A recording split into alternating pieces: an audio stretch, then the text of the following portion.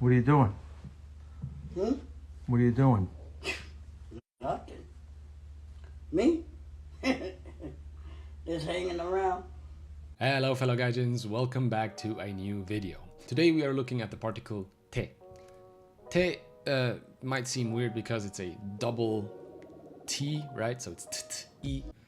Te is not really a standard form particle. Te is actually the more colloquial form of to. The to I mean here is the to that is used with the word you. You is a verb and it means to say. So it would be to you. If I want to make a quick sentence for you guys so you know what I mean, it's watashi wa you. Watashi wa itta. Watashi wa iimashita. If you can conjugate any other verbs, you can conjugate you as well.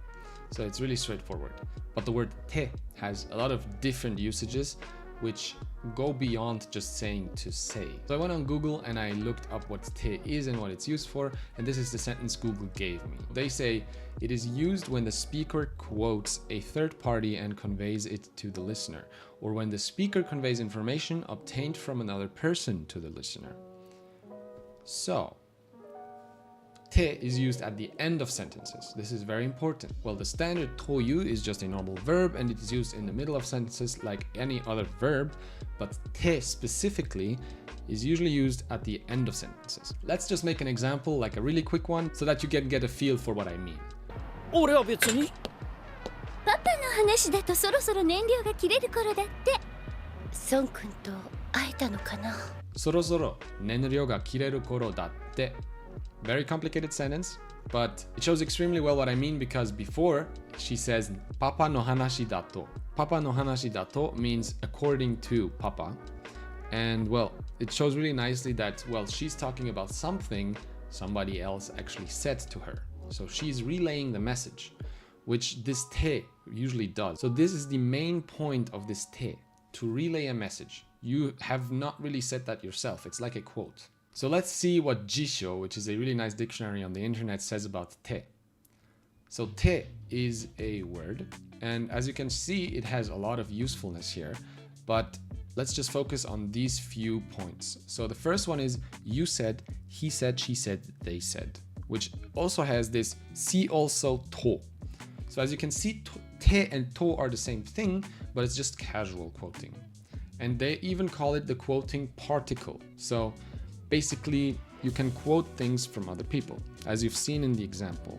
The other really useful translation is I hear that. It can be anything from anywhere. You've read something, you've heard something from a friend, from a family member, whichever it is, you don't need to specify. You can just say te at the end of a sentence, and it implies that you've heard this somewhere. So, このバーガーは美味しいって.